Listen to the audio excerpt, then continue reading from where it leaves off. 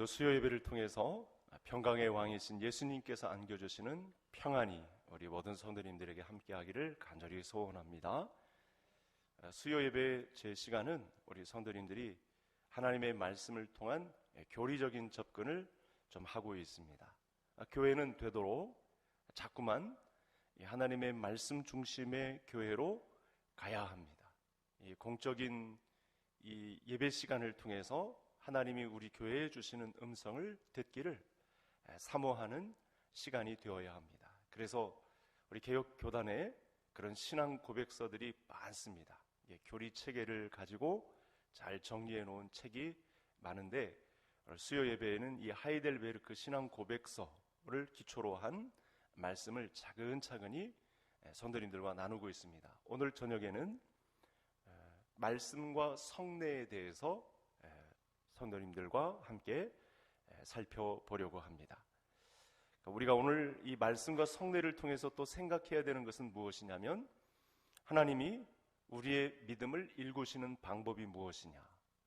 이걸 방편이라고도 하고 방법의 상위 개념이라고 할 수 있겠는데 오늘도 말씀과 성례는 저와 성도님들에게 하나님이 이 믿음의 텃밭을 잘 가꾸시는 우리의 믿음을 일구시는 방편으로 쓰임받는 도구가 되겠습니다. 그러니까 하나님이 항상 이게 높으신데 우리에게 믿음을 주실 때는 키높이를 낮추어서 저와 성도님들의 눈높이에 낮추어서 알아들을 수 있는 말씀으로 깨닫게 하시는 음성으로 저와 성도님들을 가르칩니다. 그래서 그 음성에 우리가 오늘 귀를 기울여야 하는데 우리가 이해할 수 있는 방식으로 하나님이 키를 낮추어서 우리에게 그 눈높이에 맞는 말씀을 통해 믿음의 진보를 또 이 믿음을 일구시는 그런 방법을 우리에게 알려주신다. 그래서 성경을 통해서 이 방편이 무엇이냐? 말씀과 성례다. 이 말씀과 성례를 오늘 새롭게 쓰는 시간이 되어야 하는데 이미 이제 지난 시간 공부했던 내용을 가지고 말씀과 성례 이게 무엇인가 이거구나 라고 벌써 생각하시는 분들이 있을 텐데 이 신앙 고백서 우리 믿음의 선진들이 잘 정리해 놓은 우리보다 아주 많이 공부하신 신학자들은 이 문제를 어떻게 풀이하고 있는지 오늘 저녁 말씀을 통해서 은혜를 나누어 보겠습니다. 하나님은 말씀과 성례를 통해서 저와 성도님들의 믿음을 갈아엎습니다. 이렇게 개간하십니다. 그래서 참된 믿음으로 서게 하십니다. 그래서 우리가 그 참된 믿음 가운데 믿음의 진보를 이루는 것이 굉장히 중요합니다. 제일 첫 번째 살펴볼 것이 말씀인데 우리가 말씀에 대한 입장을 많이 들어오지 않았습니까? 근데 여기서 말씀은 오늘 23절의 중심으로 나온 말씀인데 이 말씀은 좀 구별을 해야 될 문제가 있습니다. 말씀은 여러 가지 형태로 저와 성도님들에게 다가오는데 이게 무슨 말씀이냐면 선포되는 말씀입니다. 지금 이 시간 이 수요 공적 예배를 통해서 성도님들에게 선포되는 말씀, 주일 예배 시간을 통해서 선포되는 말씀, 이게 게리그마라고 해서 선포되는 말씀입니다. 우리가 성경에 쓰여 있는 하나님의 말씀을 설교자에 의해서 이렇게 선포되는 말씀, 하나님이 영적 권한을 실어주셔서 선포되게 하시는 이 말씀 또한 우리의 믿음을 일구시는 하나님의 방법으로 하나님의 메신저들에게 심어주신 믿음을 일구시는 방법으로 주신 은혜다. 이렇게 말씀을 제일 처음 정리를 할 수 있겠습니다. 그래서 보통 이 교리 문답을 하지 않은 채로 오늘 말씀을 듣게 되면 그 말씀 우리가 묵상하고 또 매일 읽어야 하고 또 성경 공부를 하고 또 다른 사람에게 성경 이야기를 듣는 이런 그룹에서 성경 공부를 하는 이런 모든 것을 이야기할 텐데 그러나 여러분 이 교리 문답에서는 이 하이델베르크 신앙 고백에서는 이 말씀을 거룩한 복음의 설교, 하나님의 말씀에 의해서 선포되는 하나님 말씀 이렇게 구분을 합니다. 선포되는 설교로 규정을 합니다. 좀 다른 거죠. 이게 쓰여진 말씀이 성경 안에 쓰여진 말씀을 좀 해석해서 그리고 하나님의 말씀의 뜻에 가깝게 풀이되는 그런 말씀 사역자를 주셔서 선포되는 말씀의 영역을 교회에 주셨는데 바로 이 자리를 말씀하고 있는 것입니다. 그래서 성도님들이 생각날지 모르겠지만 세례 교육을 받으실 때 거기 무슨 문답이 있냐면 우리가 은혜 받는 방편은 무엇인가요? 이렇게 질문이 나옵니다. 생각 안 나시겠죠? 제가 이렇게 질문을 해도 아마 생각 안 나실 겁니다. 생각나시는 분들은 정말 대단한 것입니다. 우리가 하나님의 은혜를 받는 방편은 무엇인가요? 라고 하는 질문이 있습니다. 그때 두 가지입니다. 말씀과 성례를 통해서. 그 성례는 좀 이따가 잠깐 살펴볼 텐데 성례는 두 가지죠. 무엇과 무엇이죠? 세례와 성찬. 우리 4월 달에 이제 성찬이 있는데 이제 교육받게 되면 세례도 받고 학습도 있고 입교도 하고 하는, 그래서 자세하게는 세 가지가 되겠죠. 우리가 하나님의 은혜를 받을 수 있는 방편 세 가지인데 첫 번째 주시는 이 말씀이 바로 캐리그마라고 하는 선포되는 말씀. 오늘 이 시간에 선포되는 말씀. 그러니까 좀 긴장의 끈을 조일 수 있겠죠? 우리가 개인적으로 얼마든지 하나님의 말씀을 잘 듣고 바른 방향으로 갈 수 있는데 하나님은 공교회에 공적으로 선포되는 하나님의 말씀을 통해서 믿음을 개간하는 그런 놀라운 역사를 허락하셨다라고 하는 것입니다. 그래서 우리가 예배 시간을 통해서 선포되는 하나님의 말씀의 중요성을 또 한켠 이렇게 우리의 믿음을 일구시는 하나님의 방법으로 주시는 이 말씀, 선포되는 말씀을 소중히 여기는 그런 자리를 가져야겠죠. 우리가 한 영혼을 주께로 인도한다 할 때 공교회에 데려다 놓고 이곳에서 선포되는 하나님의 말씀을 들을 때 그 영혼이 변화될 수 있는 그 가능성이 높으니까 그건 그 영혼을 구원하는 일은 하나님께 맡기고 우리가 영혼을 교회에 데려온다. 좋은 전도의 방편이 될 수 있는 거죠. 그 시간을 선포되는 하나님의 말씀을 통해 변화시키는 것은 하나님이시기 때문에 우리가 공적으로 선포되는 하나님의 말씀을 소중히 여긴다. 우선은 저와 성도님들이 믿음을 일구게 하시는 이 강단에서 선포되는 이 목회자, 교역자들을 통해서 선포되는, 연구하고 준비한, 공부한 이 내용이 선포되는, 이 공적으로 선포되는 이 말씀을 통해서 우리가 믿음을 개간할 수 있다. 믿음을 일구어낼 수 있다. 믿음의 텃밭을 개간해낼 수 있다. 라고 하시는 허용을 교회에 주신 것입니다. 그래서 이렇게 은혜의 방편을 선포되는 설교로 규정한 것 이유가 있습니다. 하나님은 자기 백성을 구원하는 일을 교회를 통해서 하시기 때문에. 연결이 되시나요? 하나님은 자기 백성을 구원하는 일을 교회를 통해서 하시는데 그때 선두에 서 있는 믿음을 일구는 좋은 방편이 있습니다. 그게 무엇이죠? 말씀. 우리가 흔히 아는 그 하나님의 말씀과는 다르게 선포되는 캐리그마, 선포되는 하나님의 공적인 설교, 이 부분을 오늘 우리가 믿음을 개간하는 제1의 방편으로 저와 성도님들과 지금 나누고 있는 것입니다. 그래서 공교회에서 선포되는 공적 설교의 중요성을 간직하고 믿음을 일구는데 저와 모든 성도님들이 집중을 할 수 있는 그런 은혜가 있으시기를 간절히 소원합니다. 이런 가르침을 받지 않으면 느슨하게 되어 있죠. 예배 시간도 뭔가 피로를 풀기 위한, 성도들과 교제를 즐기기 위한, 다른 목적에 내 마음을 편안하게 하기 위한 도구로, 그런 우상화를 위한 도구로 전락시킬 수 있는 위험이 있습니다. 그러니까 오늘의 우리가 교회에서 정한 모든 공적 예배에서 선포되는 이 캐리그마는 우리의 믿음을 일구는 하나님의 방편이다. 이렇게 생각하면 하나님 편에서 난 것이기 때문에 버릴 것이 하나도 없고 감사함으로 받으면 저와 성도님들에게 충분한 은혜의 시간이 될 줄로 믿으시기를 바랍니다. 아마 이런 이런 설교를 들은 적은 아마 굉장히 오래되었을 것입니다. 이런 시간을 강조한 때를 들었던 적이 언제인가, 이렇게 의아해 하시는 분들도 있을 것입니다. 그래서 교리를 통한 이 설교 체계를 저와 성도님들이 이렇게 잠시나마 받고 있는 이 시간이 굉장히 중요한 것이죠. 물론 하나님은 이 개인이 성경을 읽는 것을 통해서도 믿음을 일으키십니다. 하나님의 말씀을 이렇게 공부하고 소그룹으로 나누고 하는 그 시간을 통해서도 우리가 충분한 믿음을 일으킬 수 있습니다. 무엇보다 거룩한 복음의 설교가 그런데 믿음을 일으키는 가장 선봉에 서 있다.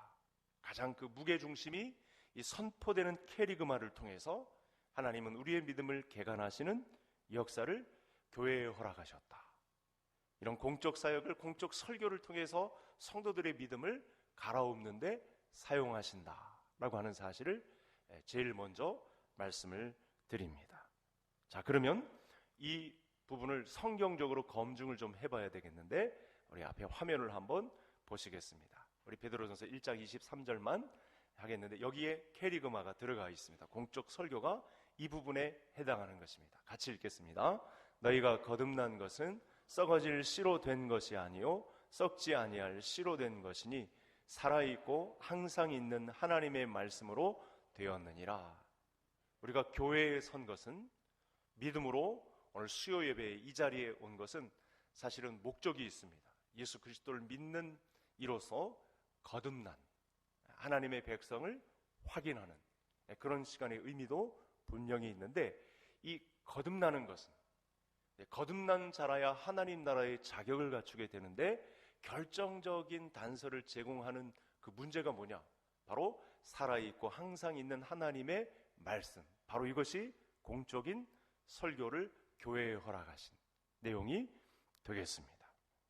그래서 우리가 교회를 소중히 하고, 우리 교회 구성원으로서 자부심을 갖고 긍지를 갖고 서 있어야 할 문제가 뭐냐? 이 공적인 교회를 통해서, 공교회를 통해 주시는 공적인 캐리그마, 우리 믿음의 텃밭을 일구고 하나님께 더 가까이 거듭난 자로서 백성의 자격을 갖추고 믿음으로 전진하게 하는 이 공적인 설교가 선포되는 공교회에 있다는 것, 여기에 자부심을 갖고 믿음 생활을 감당할 수 있는 성도님들 되시기를 바랍니다. 이렇게 문제가 풀어지니까, 왜 교회에 나와야 되는가? 왜 교회를 중심으로 모이기를 힘써야 되는가?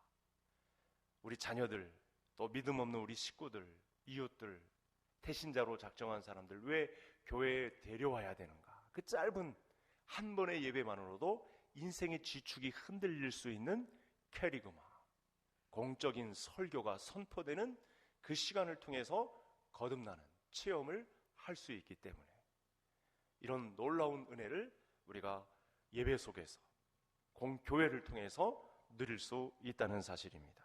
오늘 말씀을 보면 베드로전서 1장을 다시 한번 띄워줘 보시죠. 우리가 새로운 생명으로 태어나게 된 것을 오늘 이 말씀이 아주 생동감 있게 그리는 말씀이 되겠습니다.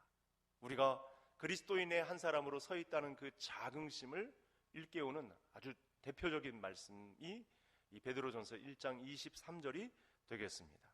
여기에 씨 뿌리는 일이 비유로 등장을 하는데, 여러분 과거에 이 농경 생활을 하던 2000년 전의 성도들에게 이 씨 뿌림의 비유는 상당히 익숙할 것입니다. 썩어진 씨, 새롭게 된 씨, 일단은 밭에 뿌려지는 이 씨에 대한 그 입장은 아마 우리 오늘 예배 중에 참석한 모든 성도님들도 많이들 알고 있을 것입니다. 그때의 청중은, 여러분 썩은 씨를 심으면 발아하지 않기 때문에 썩지 않을 씨를 심어야 함을 너무도 잘 알았을 것입니다. 그래서 씨를 뿌리기 전에 농부들은 선별 작업을 합니다. 아랫무게 뜨뜻하게 발아하게 했다가 썩은 씨를 뿌려봐야 아무 소용이 없기 때문에 잘 발아한 생동감 있는 썩지 않을 씨를 밭에 뿌리는 것은 당연한 것입니다. 근데 베드로가 말하고 있는 이 썩은 씨는 뭐냐? 땅의 것들을 이야기하는 것이죠. 복음이 썩지 않을 씨가 되는 이유는, 그래서 이것이 뿌리 내리고 자라서 맺을 열매가 땅의 것이 아니고 하늘에 속한 것이기 때문에, 이렇게 썩는 것, 그리고 썩지 않을, 이렇게 구별을 해서 말씀을 주고 있습니다.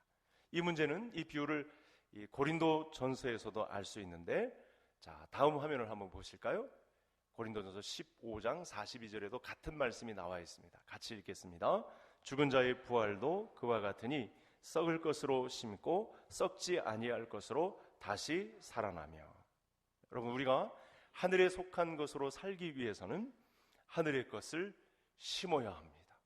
그러니까 육의 것을 심으면 육의 열매밖에 맺지 않기 때문에 영의 씨를 심어서 영으로 새롭게 살아야 할 것을 하나님의 말씀이 가르치고 있죠. 그래서 이러한 살아있는 씨는 썩지 않을 씨, 이게 베드로전서가 뭐라고 말씀하냐면, 이 썩지 않은 씨의 그 내용이 뭐냐면, 살아있고 항상 있는 하나님의 말씀이다, 이렇게 말씀하고 있습니다. 살아있는 씨, 그게 바로 항상 살아있고 항상 있는 하나님의 말씀, 이렇게 규정하고 있는데, 처음으로 또 돌아가셔도 됩니다. 공적으로 선포되는 설교, 말씀이 중심을 이루고 있는 선포되는 하나님의 말씀의 파워, 그 능력, 이것을 이야기하고 있는 것입니다. 자, 믿음이 어떻게 일어날까요? 이 질문에 베드로가 대답합니다. 살아있는 씨, 썩지 않을 씨를 심어서 믿음이 움트게 된다, 이렇게 말하고 있는 것입니다. 오늘 말씀 중에 베드로 사도가 우리에게 주시는 강력한 도전이죠. 살아있는 씨, 썩지 않을 씨를 심어야만 믿음이 움트게 된다. 믿음이 잘 자라게 된다. 썩은 씨, 땅의 것 아무리 심어보아야 믿음이 움트지 않는다. 믿음을 일군다, 믿음을 개간한다, 묵은 땅을 기경한다, 다 마찬가지죠. 살아있는 영의 씨를 심어야만, 썩지 않을 씨를 심어야만 바로 열매를 맺게 된다. 살아있는 씨가 무엇입니까? 바로 그것이 살아있고 항상 있는 하나님의 말씀이다, 이렇게 결론을 내릴 수 있겠습니다. 그래서 우리가 하늘의 싹을 틔우게 하는 방편은 무엇이냐? 땅의 것이 아니라 하늘에 속한 것이다. 그래서 말씀은 여러분, 단순한 인간의 교훈이나 세상의 처세술이 끼어들 수가 없습니다. 이렇게 되면, 제가 이렇게 성도님들에게 가르치면 성도님들에게 심각한 문제가 다가옵니다. 이 땅에는 지금 오늘날 엄청난 말씀이라고 하는 부분들이 성도님들의 귀전에 그야말로 귀를 때리듯, 귀에 피가 날 정도로 하나님의 말씀이라고 하는 것들이 선포됩니다. 자, 그런데 잘 들으셔야 됩니다.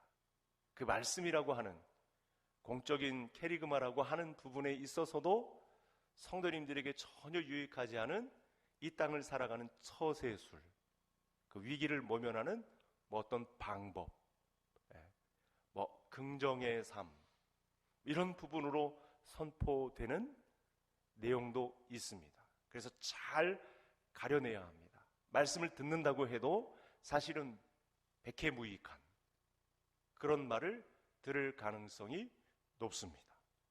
같은 말씀을 들어도 선포되는 하나님의 말씀 없이 알맹이는 쏙 빠진 땅의 것에 속한 그런 처세술, 이 땅을 살아가는 성공적인 방법, 이런 부분에 대해서 말씀을 들을 수 있는 그런 사꾼들에 의해서 성도님들의 주머니를 털기까지 하며 잘못된 방법으로 신앙생활을 하게 하는 그런 말들도, 그런 오염된 말들도 저와 성도님들을 스쳐갈 수 있습니다. 그래서 잘 분별해야 됩니다. 이 캐리그마를 잘 분별해야 됩니다. 말씀이 선포된다고 할 때 이게 하나님의 말씀 중심으로 선포되고 있는 교회의 양식이냐, 이 부분을 잘 생각해야 한다는 거죠. 말씀을 듣는다고 했는데 1시간 동안 웃다가 끝났어요. 그야말로 코미디언이 와서 막 웃긴 것처럼 배꼽 잡고 웃었는데 실생활에서는 별로 열매가 나타나지 않는, 그렇게 큰 도전이 없는 그런 시간이었다. 이건 경계해야 됩니다. 하나님의 말씀을 잘 들어야 합니다. 이게 공적인 설교에 의해서 선포되는 말씀인지 사람을 즐겁게 하는 방편으로만 선포된 것인지 이 세상을 잘 살아내기 위한 처세술로 전해진 말인지 잘 분별을 해야 한다는 말씀입니다. 그래서 베드로의 말을 다시 살려봐야 되는데요. 살아있는 시, 썩지 않을 시, 사도 바울에 의해서도 전해진 이 단순한 인간의 교훈이나 세상의 처세술이 아닌 이 땅의 비밀을 푸는, 하늘의 비밀이 풀어 헤쳐지는 하나님의 말씀이 이 설교 공적 단상에서 선포되는 하나님의 말씀으로 내게 주어지는가를 잘 가려야 합니다. 왜냐하면 우리의 믿음을 일구는 방편으로 이 공적 설교를 하나님은 교회를 통해서 사용하시기 때문에 이 공적 설교에 비중을 두고 저와 성도님이 믿음 생활을 강하고 담대한 믿음으로 감당해내고, 그래서 사모해야 되고, 그래서 항상 있는 이 하나님의 말씀을 통해서 내 삶의 지경을 개간하는 데 내어드리도록 모이기에 힘쓰는 우리 그런 건강한 교회로 우리 개성교회가 자리 잡기를 주의 이름으로 축복합니다. 자, 이 썩지 않을 시인 말씀에 대해서 로마서가 또 말씀합니다. 사도 바울이 이 부분에 대해서 그렇게 선교를 했던 거죠. 그 공적인 캐리그마에 의지해서 엄청난 교회 개척을 감당하고 소아시아를 넘어서 유럽까지 이렇게 하루가 멀다 하고 하나님의 말씀을 선포하는 자리에 있었던 건데, 자, 화면을 한번 보시겠습니다. 로마서 10장 17절 아주 익숙한 말씀이죠. 이 말씀이 제가 지금까지 선포했던 말씀과 성례가 우리 믿음을 일구는 방편으로 쓰임 받는데 바로 이 말씀 또한 이 자리에 있습니다. 같이 읽겠습니다. 그러므로 믿음은 들음에서 나며 들음은 그리스도의 말씀으로 말미암느니라. 아멘. 그래서 우리의 믿음은 반드시 그리스도의 이 말씀으로 말미암는 그 말씀의 현장에 저와 성도님들이 서 있어야 합니다. 말씀을 듣는 것보다도 그리스도의 말씀 안에 있는 어떤 메시지를 듣는데 강조점이 있다는 사실입니다. 우리가 말씀을 통해서 믿음이 일으켜진다고 믿는 것은 듣는 행위에 어떤 능력이 있기 때문이 아니라 듣는 그 자체 행위에 뭐 어떤 영험한 기운이 있기 때문이 아니라 이 메시지 자체, 이 선포되는 하나님의 메시지 자체에 능력이 있다라고 하는 부분입니다. 우리가 열심히 들으니까 믿음이 생기는 것이 아니라 그 말씀 자체가 가진, 듣는 메시지 자체가 가진 그 능력에 의해서 우리가 변화의 걸음, 믿음이 개간되는 그런 놀라운 은혜를 받게 된다는 사실입니다. 이 메시지가 그리스도의 말씀이죠. 그리스도의 말씀이 바로 우리의 믿음을 개간하는 것이다. 그래서 오늘 이 시간을 통해서 성도님들이 우리가 공적인 기도 시간을 통해서도 기도하고 개인 시간을 통해서도 기도하고 주일에 기도할 때 사람 보지 말고, 예를 들면 심령기 목사를 보지 말고 오늘 주일 예배를 통해서 공적 캐리그마, 그리스도의 중심인 말씀이 잘 선포되는 오늘 주일 예배가 되게 해주세요. 이렇게 기도할 수 있는 그런 성도님들 되실 수 있기를 바랍니다. 그러니까 기도의 방향이 명확하게 설정이 되죠. 우리가 어떻게 기도해야 될지. 왜냐하면 은혜 주시는 방편으로 공적 설교를 인정하시니까요. 교회를 통해서 인정하시니까 이런 부분을 통해 우리가 기도를 정확하게 드릴 수 있습니다. 그래서 믿음은 들음에서 나고 들음은 그리스도를 설교하는 데서 온다. 저를 따라 하시겠습니다. 믿음은 그리스도를 설교하는 데서 온다. 예, 바로 이 부분입니다. 우리에게 은혜를 주셔서 우리 이 마음 텃밭, 그야말로 음란하고 악독한 이 시커먼 어두운 우리 마음밭을 잘 개간해내는 방편은 제일 먼저 나타난 게 그리스도의 설교, 그리스도를 중심한 설교에 비중을 두셨다. 그래서 교회 생활하는 묘미는 바로 이 선포된 캐리그마에 의해서 우리 삶을 개간해내는 것, 거기에 힘이 있는 것이죠. 하나님이 자기 백성 속에 믿음을 일으키시는 방편이 바로 이 말씀, 공적인 설교. 믿음은 그리스도를 설교하는 데서 나온다 라고 하는 이 사실이 저와 성도님들의 믿음을 살찌우고 일그러졌던 그 마음밭을 잘 개간해내고 거듭나는 길목에 귀하게 아름답게 쓰임받는, 또 우리가 기도하고 있는 우리 자녀들의 믿음까지, 기도하고 있는 태신자에게까지 이 공적인 설교의 영향력이 미쳐지는 그런 은혜가 있기를 주의 이름으로 축복합니다. 자, 이제 두 번째 다른 하나 방편이 남아 있습니다. 성례입니다. 성례가 무엇과 무엇이라고 그랬죠? 세례와 성찬. 그래서 개혁교회는 세례와 성찬을 주기적으로 하게 되어 있습니다. 하나님의 백성들이 교회로 오면 이 세례와 성찬으로 초청을 합니다. 이 세례와 성찬은 복음 약속이 눈에 보이는 표입니다. 실제로 복음의 약속이 눈으로 보이게 나타나는, 하나님의 은혜의 방편이 쏟아지는 그 광경을 볼 수 있는 현장, 마치 도장과 같은 표, 이렇게 성례를 규정할 수 있겠습니다. 그래서 복음의 약속을 훨씬 더 충만하게 선언하고 복음의 선언을 확증할 수 있는 그런 자리가 바로 표로 주신, 인으로 주신 성례의 현장에 있다. 그래서 지금 주보를 통해서 성례 일시가 공고되었죠. 이제 4월에 성찬식이 거행되고, 그 전에 16일 날 세례도 받고 23일에 성찬식도 하고, 이렇게 그렇게 선포되는 하나님의 말씀 속에 성례가 집행되는 그 시간에도 메시지가 또 있습니다.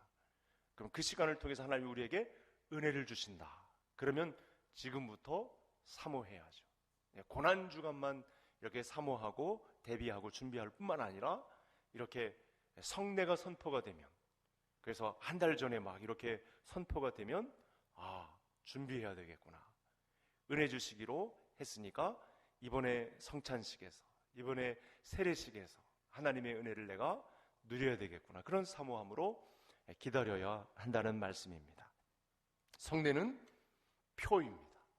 인처럼 아주 중요합니다. 여러분, 집을 계약할 때 집문서에 찍힌 도장이 실제로 집이 아니기 때문에 비중이 없다, 이렇게 생각할 사람 아무도 없을 것입니다. 우리 김 장로님 부동산을 하시니까 그 도장의 위력이 얼마나 큰지를 알고 계실 것입니다. 특히 이 도장을 여러분 왕의 도장이라고 한번 생각해 보십시오. 왕의 도장이 뭐죠? 옥새잖아요. 그죠? 국가의 전권을 이렇게 인증할 수 있는 아주 중요한 도구가 아니겠습니까? 그런데 하늘과 땅의 왕이신 그분의 도장이 찍힌 부분이라, 이렇게 된다면 그 받을 은혜가 얼마나 큰가. 성례를 통해서 왕의 도장을 찍어주시는 그런 은혜가 있다, 그런 표가, 그런 인이 나타난다, 이렇게 생각한다고 하면 우리가 성례를 소홀히 할 수 없는 것이 되겠죠. 이 성례의 역할에 대해서 성경에서 나타난 몇 가지 그 표징들, 이런 부분들이 있습니다. 구약 성경에 이 언약의 표징으로 주신 것들이 몇 가지가 있는데 한 두 개만 살펴보겠습니다. 하나는 노아의 무지개입니다. 하나님이 노아와 언약을 맺으신 이후에 언약의 증거로 무지개를 보여주셨죠. 무지개는 이게 기독교 안에 좋은 것들은요, 성경 안에 좋은 것들은 이단이나 이 동성애자들이 다 가져가고 있는데, 좋은 단어, 정말 귀한 이름, 이런 부분들은요 이단들이 다 가져갔어요. 신천지, 얼마나 좋은 이름인지 몰라요. 성경에 분명히 있고, 하나님의 교회, 얼마나 멋진 이름입니까? 그런데 무지개, 동성애자들의 표식으로 쓰고 있잖아요. 절대 그런 표가 아니거든요. 물로 멸망시키지 않을 것에 대한 강력한 증거로 확증적으로 주신 것이, 그 표가 바로 무지개인데, 그런 표식으로 쓰고 있습니다. 그래서 우리가 언약의 증거인 무지개를 통해서 강력한 하나님의 의지를 확인하고 더 믿음이 굳세어지는 대로 갈 수 있죠. 흔히 나타나진 않지만 올여름에도 아마 나타날 가능성이 높은데, 그 무지개는 동성애자들의 표식이 아니고 하나님이 우리에게 은혜 주시기 위한 표로 다시는 물로 멸망하지 않겠다는 하나님의 의지를 발견할 수 있는, 이 심판과 관련해서 다른 심판이 준비되고 있구나, 최소한 하나님의 마음을 읽을 수 있는 그런 표로 주셨다는 것이고, 그와 대등한 오히려 더 유리한 위치에서 저와 성도님들에게 믿음을 주는 그런 표가 뭐냐? 바로 성례라고 하는 것입니다. 같은 표징이 할례에서도 적용이 됩니다. 창세기 17장에 이제 할례가 등장을 하죠. 거기서 뭐라고 하냐면, 이 할례의 표징이 없는 자는 언약이 없는 자로 여길 것이다, 이렇게 하나님이 아브라함에게 선포를 합니다.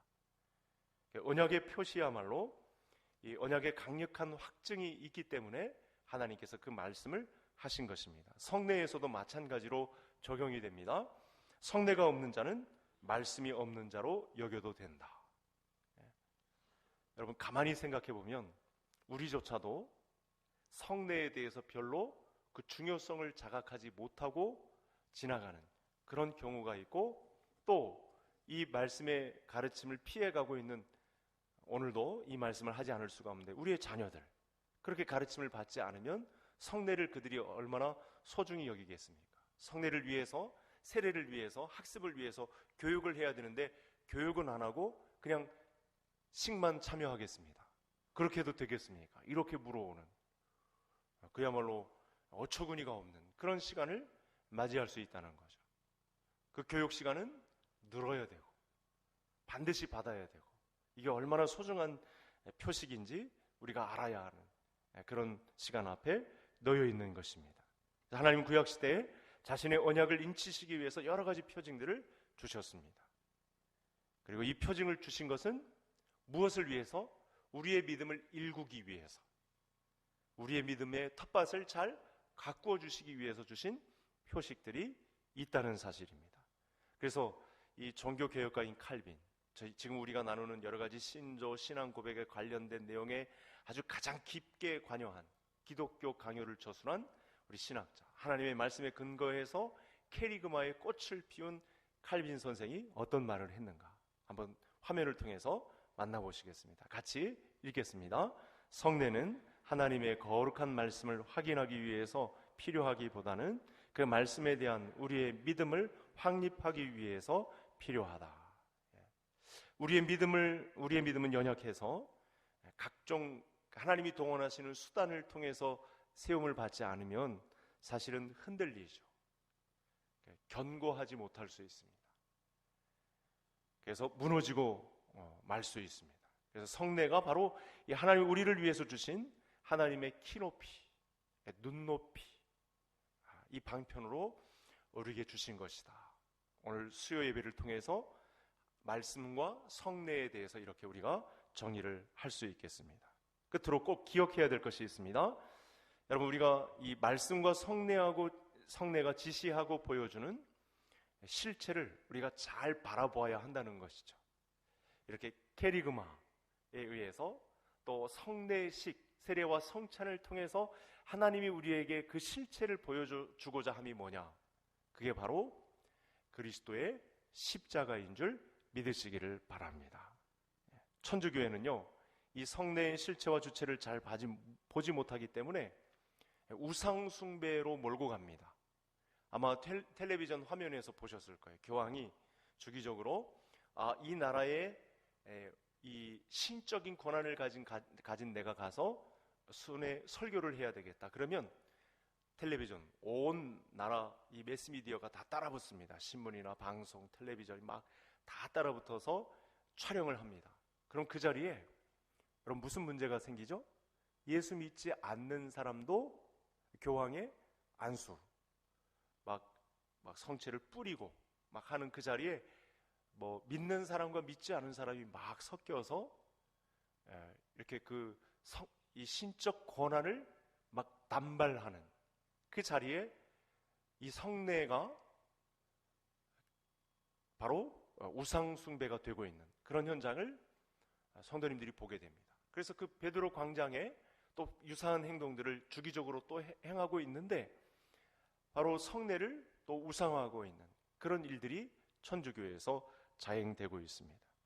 신자가 아니어도 성령의 은혜가 임한다라고 이렇게 우상 숭배를 선전하는 거죠. 여러분, 세례 시간에는 또 성찬식에는 세례받지 않은 자는 참여할 수가 없잖아요. 그런 엄중한 구분이 있잖아요. 그런데 그런 거 다 무시하고 자기들의 이 욕심을 채우려는 방편으로 세례를 남발하고 있는 그런 시간이 있다는 사실입니다. 떡과 포도주 그 자체로 여러분 죄를 사해주는 효력을 가지고 있다. 그렇기 때문에 지금 당장 나는 이 떡을 믿지 않는 사람에게 줄 수 있다. 그 절차, 그런 방법, 예수 그리스도가 되기 위한 거듭남의 확인, 이런 부분도 하나도 갖지 않고 그냥 선전하기 위해서, 자기 종파를 설명하기 위해서 이렇게 성례조차 도구화하는, 우상숭배화하는 그런 자리가 있다는 것입니다. 그래서 오늘 우리가 성례에 대해서 살펴보면서 주의해야 할 것이 있습니다. 이 말씀과 성례를 통해서 주신 본질을 잃지 않아야 합니다. 어떤 본질을 잃지 않아야 할까요? 이 말씀과 성례의 중심이 되는 십자가 제사가 이 말씀과 성례의 중심이 되어야 할 줄로 믿습니다. 말씀과 성례, 믿음의 유일한 근거가 되시는 예수님의 십자가 제사로 나아가야 한다는 사실이죠. 우리를 의롭게 하는 것은 성례라도 방편을 사용하시는 성령 하나님이시지 그 성례 자체가 효력을 내는 것은 사실 아닙니다. 방편 그 자체가 우리의 구원을 이루는 것도 절대 아님을 저와 성도님들이 주의를 해야 한다는 것이죠. 그래서 사도행전 3장 이 성전 뒷문에 앉은 그 안진뱅이의 이야기가 등장을 하는데, 자, 이 화면을 한번 통해서 만나볼까요? 자, 이 부분이 어떻게 그 믿음과 연결되는지를 잘 보시고 우리 같이 한번 읽겠습니다. 그 이름을 믿음으로 그 이름이 너희가 보고하는 이 사람을 성하게 하였나니 예수로 말미암아 난 믿음이 너희 모든 사람 앞에서 이같이 완전히 낫게 하였느니라. 믿음이 예수 그리스도로 말미암아 난다. 이렇게 설명을 잘 하고 있습니다. 이때 예수님이 믿음의 근원이 된다. 이때의 예수님은 바로 십자가를 지신 예수님을 가리키는 것입니다. 그러니까 우리가 성례와 말씀이라고 하는 우리의 은혜의 방편을 불러오는 믿음의 텃밭을 잘 가꾸어주는 도구라고 해도 그 자체가 효력이 있다라기보다는 그 성례와 말씀 안에 숨겨진 예수 그리스도의 십자가가 우리의 믿음을 일으키는 주체라는 사실을 저와 성도님들이 오늘 이 시간을 통해서 확실하게 알 수 있기를 바랍니다. 이 부분을 설명하지 않으면 성도님들에게 또 무익한 시간이 되는 거죠. 처세술에 불과한 그런 말을 남발한 그런 시간이 될 것입니다. 또 기억해야 될 문제가 있습니다. 사도 바울이 고린도전서 12장에서 말씀한 건데 같이 읽겠습니다. 그러므로 내가 너희에게 알리노니 하나님의 영으로 말하는 자는 누구든지 예수를 저주할 자라 하지 아니하고 또 성령으로 아니하고는 누구든지 예수를 주시라 할 수 없느니라. 아멘. 믿음의 원천은 성부 하나님이시고 또 믿음의 근원이신 분은 성자 하나님이시고 우리에게 직접 이 믿음을 가져다 주시는 분은 성령 하나님이시다. 무슨 말이냐면 이 하나님의 은혜의 방편인 말씀과 성례가 집행될 때 가장 깊게 관여하시고 우리에게 믿음을 확증시켜 주시는 분이 누구시냐? 성령 하나님이시다. 이렇게 말씀하고 있는 내용이 되겠습니다. 우리가 은혜 받았다라고 할 때는 성령의 강력한 움직임이 거기서 불부터 올랐다. 이렇게 해석해도 되겠습니다. 물론 성삼위 하나님께서 다 관여하시고 다 조성해 주셔서 하는 일 가운데 성령께서 이렇게 강력한 능력을 행사하시죠. 이 부분도 예수님께서 요한복음 14장을 통해서 허용한 성령, 보혜사 성령의 능력을 통해서 집행되고 있는 교회의 역사가 되겠습니다. 자, 하나님은 이렇게 철저하게 자녀들의 키, 그 눈높이에 맞추시기 위해서 눈에 뵈이는 표징도 주셨습니다. 우리가 그러고 보니 놀라운 은혜를 받고 있었는데 우리가 다시 이 문제를 짚어보고 그 본질을 헤아리면 말씀이 선포될 때 그리고 성례가 집행될 때 우리에게 은혜를 주시고 잘못되었던 믿음을 바로잡아 주시고 확증해 주시는 하나님의 은혜로 우리 건강한 교회를 세워나가는, 하나님이 기뻐하시는 교회를 모여서 이루어내는 우리 개성 가족들이 다 되시기를 주의 이름으로 축복합니다. 하나님 아버지 감사합니다. 오늘도 은혜의 방편, 우리의 믿음을 일구시는 말씀과 성례에 관하여 귀한 말씀을 나눌 수 있도록 도와주시니 감사합니다. 공적인 말씀의 선포 시간, 또 참된 은혜를 베풀어 주시는 우리 성례를 통하여 하나님의 은혜를 깨닫고 또 말씀과 성례 속에 주시는 즐거움으로 공교회를 아름답게 이루어가는 우리 개성의 모든 가족들 되게 해 주옵소서. 원하옵기는 말씀이 전파되면서 받았던 이 도전, 이 자리에 하나님의 말씀이 선포되고 성례가 집행되는 세례와 성찬이 행해지는 주님의 교회에서 한 영혼이 거듭남을 볼 수 있는 은혜가 왕성하게 이 시대에도 우리 개성교회를 통해서 나타나게 하여 주옵소서. 이 일에 사명을 걸고 투입되는 충성된 종들이 다 되게 해 주옵소서. 예수님의 이름으로 기도하옵나이다. 아멘.